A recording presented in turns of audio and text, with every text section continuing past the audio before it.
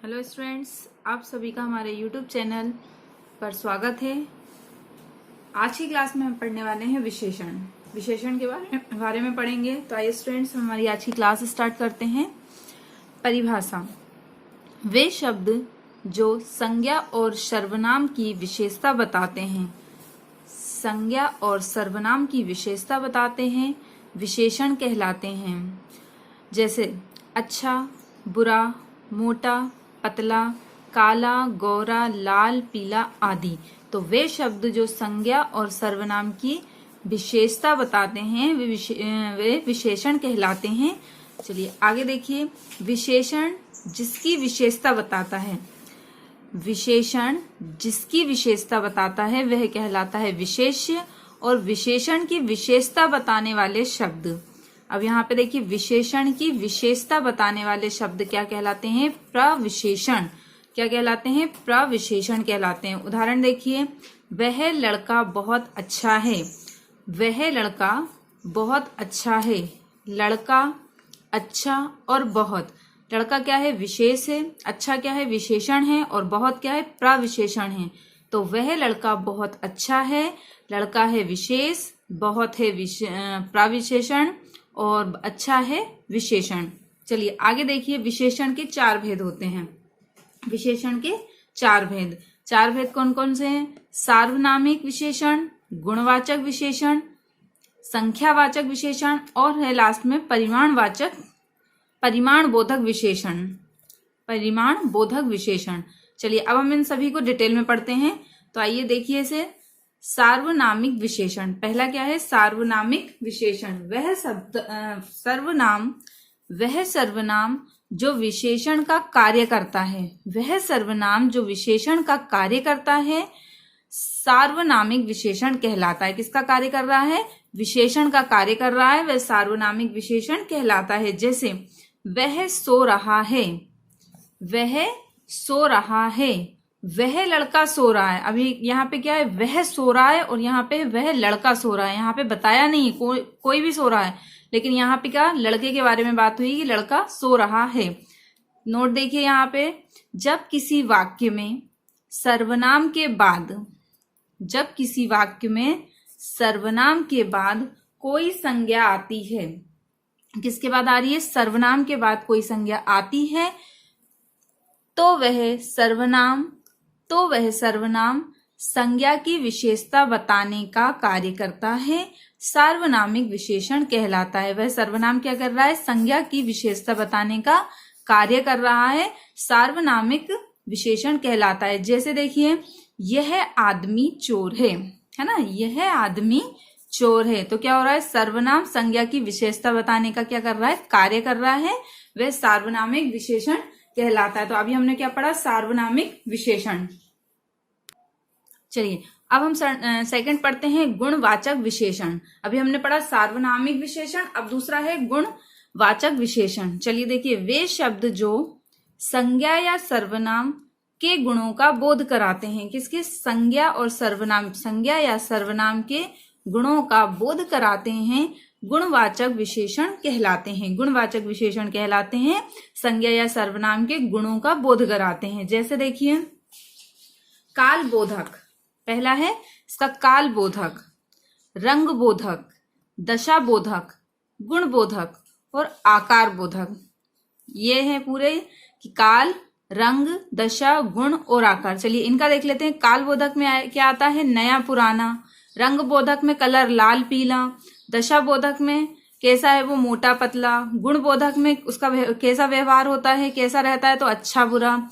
आकार बोधक में गोल है, चौकोर है, इस तरह से, है ना? तो ये क्या है? गुणवाचक विशेषण। इसमें क्या होता है? वे शब्द जो संज्ञा या सर्वनाम के गुणों का क्या कराते हैं? उनका बोध कराते हैं, तो वो क्या कहलाते हैं? गुणवाचक विशेषण कहलाते हैं। चलिए नेक्स्ट देखिए, 3rd नंबर का संख्यावाचक विशेषण। अभी हमने पढ़ा है गुणवाचक विशेषण, अब हम पढ़ रहे हैं संख्यावाचक विशेषण। वह शब्द जो किसी संज्ञा या सर्वनाम की संख्या का बोध कराता है। अब यहाँ पे क्या है? संख्या का बोध करा रहा है। किसकी? संज्ञा या सर्वनाम की संख्या का बोध कराते हैं, संख्यावाचक विशेषण कहलाते हैं। यह दो प्रकार के होते हैं। कैसे होते हैं ये? दो प्रकार के, एक होता है निश्चित और एक होता है अनिश्चित। तो इसमें क्या है, संज्ञा या सर्वनाम की संख्या का बोध कराते हैं। ये दो प्रकार के होते हैं, निश्चित और अनिश्चित। निश्चित क्या है और अनिश्चित क्या है वो देखते हैं अपन। निश्चित जो निश्चित संख्या का बोध कराते हैं। किसका? जो निश्चित संख्या का बोध कराते हैं। जैसे 2 रोटी, 10 किताबें, 1 दर्जन केले, ये निश्चित है ना। जैसे गुणवाचक, क्रमवाचक, आवृत्तिवाचक, समुदायवाचक, ये 4 प्रकार से होते हैं। कौन कौन से? गणनावाचक 1, 2, 4, क्रमवाचक पहला, 10वां, 5वां, 8वां, ऐसे करके। आवृत्तिवाचक तिगुना, चौगुना, इस तरह से। समुदायवाचक में 4, 8, 10, इस तरह से।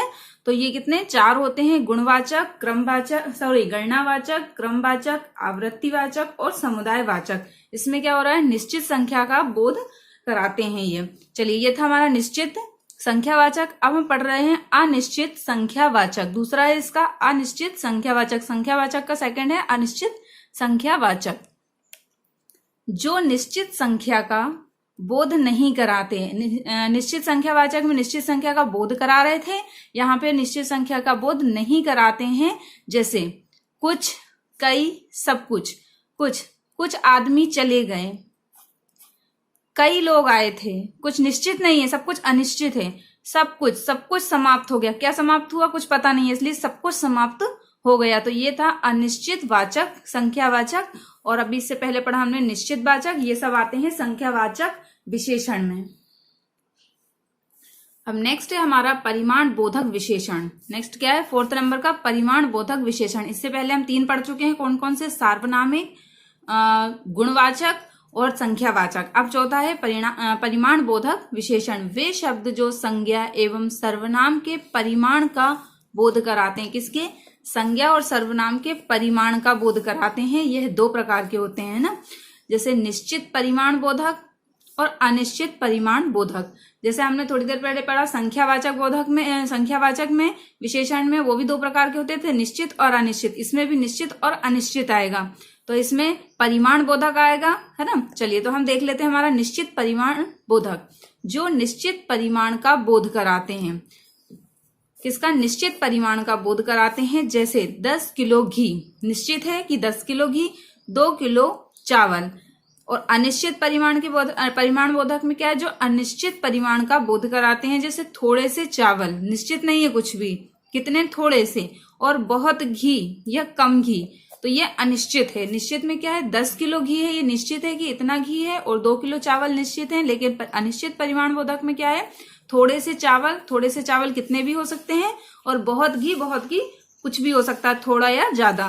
तो ये था परिमाण बोधक विशेषण। इस विशेषण में क्या था? संख्या एवं सर्वनाम के परिमाणों का बोध कराते हैं, परिमाण बोधक विशेषण कहलाते हैं। नेक्स्ट है हमारा तुलनात्मक विशेषण। अब हम लास्ट पढ़ रहे हैं, देखिए तुलनात्मक विशेषण। अभी हम 4 प्रकार के पढ़ चुके हैं। कौन कौन से? सार्वनामिक, गुणवाचक, संख्यावाचक और परिमाण बोधक विशेषण, ये हम पढ़ चुके हैं। अब हम देखते हैं तुलनात्मक विशेषण क्या होता है। 2 या 2 से अधिक संज्ञा के मध्य जब तुलना की जाती है। किसके? 2 या 2 से अधिक संज्ञा के मध्य तुलना की जाती है, तो वह तुलनात्मक विशेषण कहलाता है। जैसे राम श्याम से श्रेष्ठतम है। 2 के मध्य, 2 या 2 से अधिक, मतलब कोई 2 व्यक्ति हैं, उन दोनों के बीच में तुलना की जा रही है, तो राम जो है वो श्याम से श्रेष्ठतम है। जैसे तुलनात्मक देखिए विशेषण की 3 अवस्थाएं होती हैं। कितनी? 3 अवस्थाएं होती हैं। तुलनात्मक विशेषण की 3 अवस्थाएं होती हैं। मूल अवस्था, उत्तरावस्था और उत्तमावस्था। चलिए, तो हम पहली पढ़ते हैं मूलावस्था। वह अवस्था जहां विशेषण का मूल रूप होता है। किसका? विशेषण का मूल रूप होता है, मूलावस्था कहलाती है। जैसे राम श्रेष्ठ है, सीता सुंदर है। यहाँ पे क्या हो रहा है? विशेषण का मूल रूप होता है। यहाँ पे मूलावस्था कहलाती है। राम श्रेष्ठ है, सीता सुंदर है, ये दोनों। अब देखिए उत्तरा अवस्था, वह अवस्था जहां 2 के मध्य तुलना की जाती है। अब यहाँ पे क्या हो रहा है? 2 के मध्य तुलना की जा रही है, वह क्या कहलाती है? उत्तरावस्था कहलाती है। जब 2 के मध्य तुलना होती है। सीता गीता से सुंदरतर है, यहाँ पे देखिए तर आया है, ये मैं बताती हूँ आपको। सीता गीता से सुंदर है। ध्यान से देखिए, नोट पॉइंट है। इस अवस्था में मूल शब्द में तर प्रत्यय जोड़ दिया जाता है। यदि तर प्रत्यय ना जोड़ा जाए, उसकी जगह की अपेक्षा जोड़ दिया जाता है। या तो तर होगा, अगर तर नहीं जोड़ा जाता है तो की अपेक्षा उसमें जोड़ दिया जाता है। सीता गीता से सुंदरतर है, या फिर सीता गीता की अपेक्षा सुंदर है। इस तरह से अगर तर नहीं जोड़ते तो उसमें की अपेक्षा जोड़ दिया जाता है। ये थी उत्तरावस्था, जहां दो के मध्य तुलना की जाती है। चलिए, तीसरा है उत्तमावस्था। तीसरा क्या है? उत्तमावस्था, जब दो से अधिक के मध्य तुलना की जाती है। अब यहाँ पे क्या हो रहा है? दो से अधिक के मध्य तुलना की जा रही है, की जाए तब वह उत्तमावस्था होती है। किसके? दो से अधिक के मध्य तुलना की जाए तब वह उत्तमावस्था होती है। इस अवस्था में मूल शब्द में तम प्रत्यय जोड़ दिया जाता है। क्या जोड़ रहा है इसमें? तम। जैसे राम कक्षा में श्रेष्ठतम है। जब दो से अधिक, अभी तक दो की बात कर रहे थे अपन, अब यहाँ पे क्या है? दो से अधिक। तो कक्षा ले लेते हैं, कक्षा में बहुत सारे बच्चे होते हैं, दो से अधिक होते हैं। जब दो से अधिक के मध्य तुलना की जाए तब वह उत्तमावस्था होती है। इस अवस्था में मूल शब्द में तम प्रत्यय जोड़ दिया जाता है। राम कक्षा में श्रेष्ठतम है। तो स्टूडेंट्स, आपको हमारा आज का ये वीडियो कैसा लगा? अगर वीडियो पसंद आया है तो वीडियो को लाइक कीजिए, शेयर कीजिए, और जिसने चैनल को सब्सक्राइब नहीं किया है वो चैनल को सब्सक्राइब जरूर करें। स्टूडेंट्स, आप सभी का बहुत बहुत धन्यवाद।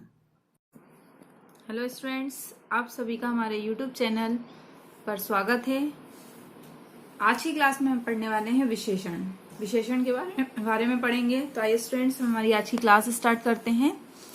परिभाषा: वे शब्द जो संज्ञा और सर्वनाम की विशेषता बताते हैं, संज्ञा और सर्वनाम की विशेषता बताते हैं, विशेषण कहलाते हैं। जैसे अच्छा, बुरा, मोटा, पतला, काला, गोरा, लाल, पीला आदि। तो वे शब्द जो संज्ञा और सर्वनाम की विशेषता बताते हैं वे विशेषण कहलाते हैं। चलिए आगे देखिए। विशेषण जिसकी विशेषता बताता है, विशेषण जिसकी विशेषता बताता है वह कहलाता है विशेष्य, और विशेषण की विशेषता बताने वाले शब्द। अब यहाँ पे देखिए, विशेषण की विशेषता बताने वाले शब्द क्या कहलाते हैं? प्रविशेषण।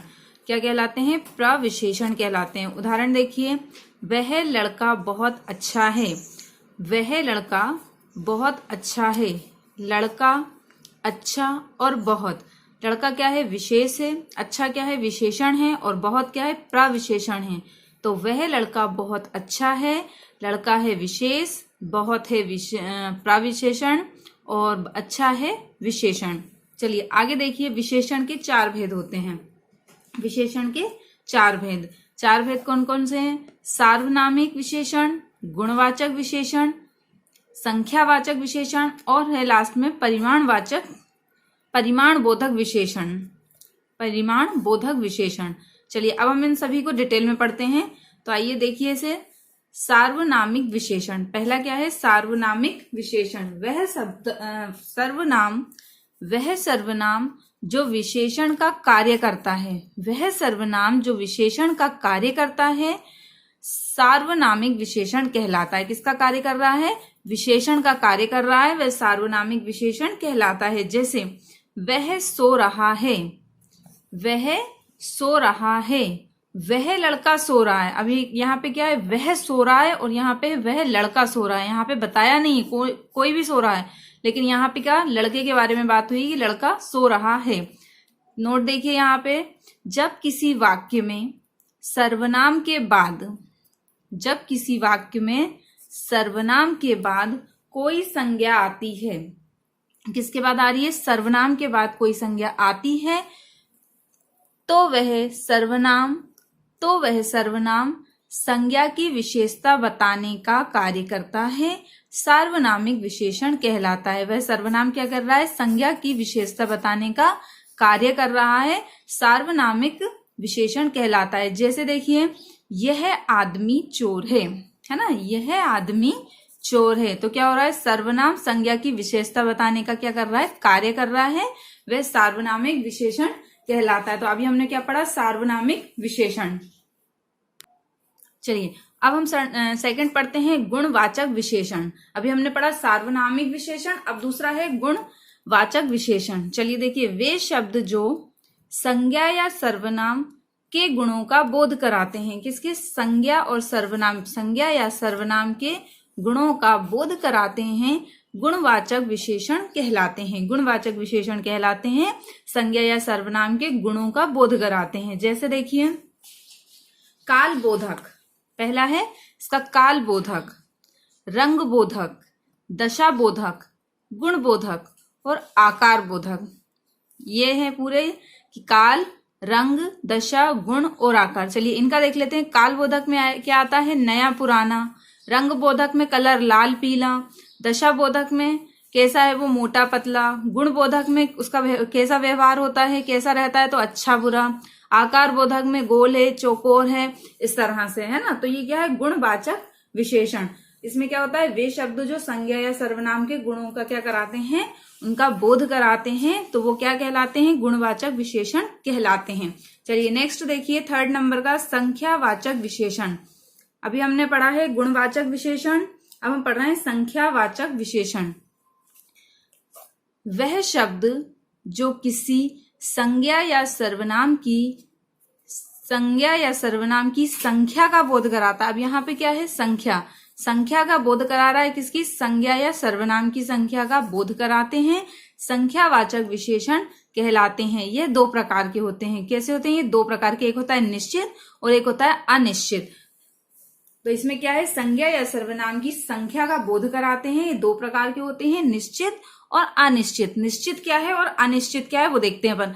निश्चित, जो निश्चित संख्या का बोध कराते हैं, किसका, जो निश्चित संख्या का बोध कराते हैं। जैसे 2 रोटी, 10 किताबें, 1 दर्जन केले, ये निश्चित है ना। जैसे गुणवाचक, क्रमवाचक, आवृत्तिवाचक, समुदायवाचक, ये 4 प्रकार से होते हैं। कौन कौन से, गणनावाचक 1, 2, 4, क्रमवाचक पहला, 10वां, 5वां, 8वां, ऐसे करके।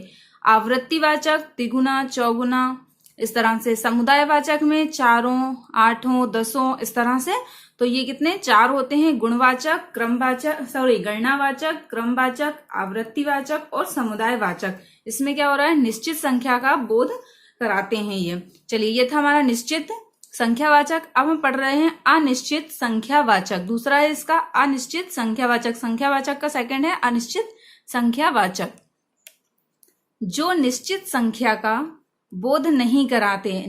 निश्चित संख्यावाचक में निश्चित संख्या का बोध करा रहे थे, यहाँ पे निश्चित संख्या का बोध नहीं कराते हैं। जैसे कुछ, कई, सब कुछ।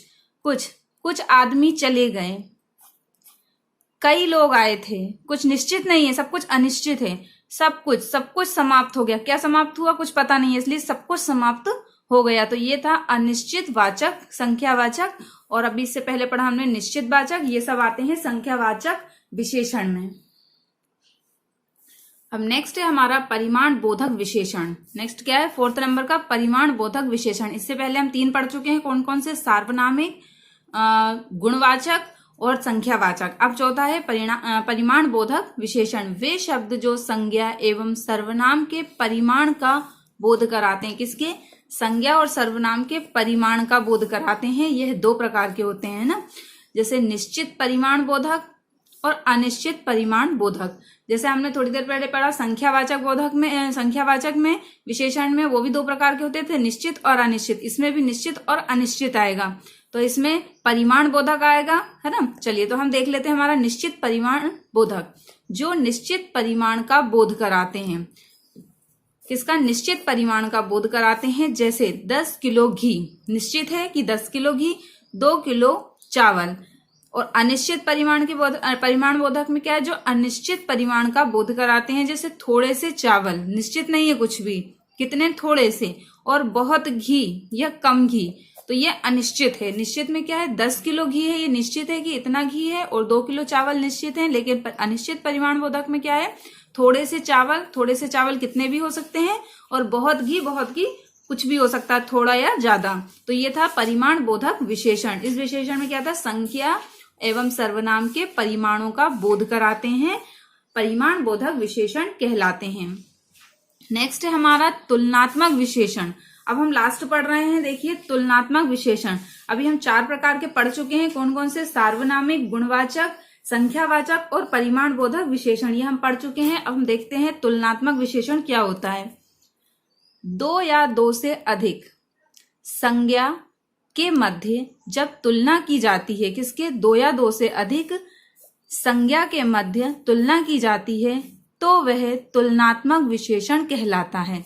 जैसे राम श्याम से श्रेष्ठतम है, 2 के मध्य, 2 या 2 से अधिक मतलब कोई 2 व्यक्ति हैं, उन दोनों के बीच में तुलना की जा रही है, तो राम जो है वो श्याम से श्रेष्ठतम है। जैसे तुलनात्मक देखिए विशेषण की 3 अवस्थाएं होती हैं। कितनी, 3 अवस्थाएं होती हैं। तुलनात्मक विशेषण की 3 अवस्थाएं होती हैं, मूलावस्था, उत्तरावस्था और उत्तमावस्था। चलिए तो हम पहली पढ़ते हैं मूलावस्था। वह अवस्था जहां विशेषण का मूल रूप होता है, किसका, विशेषण का मूल रूप होता है, मूलावस्था कहलाती है। जैसे राम श्रेष्ठ है, सीता सुंदर है, यहाँ पे क्या हो रहा है, विशेषण का मूल रूप होता है, यहाँ पे मूलावस्था कहलाती है। राम श्रेष्ठ है, सीता सुंदर है, ये दोनों। अब देखिए उत्तरा अवस्था, वह अवस्था जहां 2 के मध्य तुलना की जाती है। अब यहाँ पे क्या हो रहा है, 2 के मध्य तुलना की जा रही है, वह क्या कहलाती है, उत्तरावस्था कहलाती है, जब 2 के मध्य तुलना होती है। सीता गीता से सुंदरतर है, यहाँ पे देखिए तर आया है, ये मैं बताती हूँ आपको, सीता गीता से सुंदर है। ध्यान से देखिए, नोट पॉइंट है, इस अवस्था में मूल शब्द में तर प्रत्यय जोड़ दिया जाता है। यदि तर प्रत्यय ना जोड़ा जाए, उसकी जगह की अपेक्षा जोड़ दिया जाता है। या तो तर होगा, अगर तर नहीं जोड़ा जाता है तो की अपेक्षा उसमें जोड़ दिया जाता है। सीता गीता से सुंदरतर है, या फिर सीता गीता की अपेक्षा सुंदर है। इस तरह से अगर तर नहीं जोड़ते तो उसमें की अपेक्षा जोड़ दिया जाता है। ये थी उत्तरावस्था, जहां 2 के मध्य तुलना की जाती है। चलिए तीसरा है उत्तमावस्था। तीसरा क्या है, उत्तमावस्था, जब 2 से अधिक के मध्य तुलना की जाती है। अब यहाँ पे क्या हो रहा है, 2 से अधिक के मध्य तुलना की जा रही है, की जाए तब वह उत्तमावस्था होती है। किसके, 2 से अधिक के मध्य तुलना की जाए तब वह उत्तमावस्था होती है। इस अवस्था में मूल शब्द में तम प्रत्यय जोड़ दिया जाता है। क्या जोड़ रहा है इसमें, तम। जैसे राम कक्षा में श्रेष्ठतम है। जब 2 से अधिक, अभी तक 2 की बात कर रहे थे अपन, अब यहाँ पे क्या है, 2 से अधिक, तो कक्षा ले लेते हैं, कक्षा में बहुत सारे बच्चे होते हैं, 2 से अधिक होते हैं। जब 2 से अधिक के मध्य तुलना की जाए तब वह उत्तमावस्था होती है। इस अवस्था में मूल शब्द में तम प्रत्यय जोड़ दिया जाता है। राम कक्षा में श्रेष्ठतम है। तो स्टूडेंट्स, आपको हमारा आज का ये वीडियो कैसा लगा? अगर वीडियो पसंद आया है तो वीडियो को लाइक कीजिए, शेयर कीजिए, और जिसने चैनल को सब्सक्राइब नहीं किया है वो चैनल को सब्सक्राइब जरूर करें। स्टूडेंट्स, आप सभी का बहुत बहुत धन्यवाद।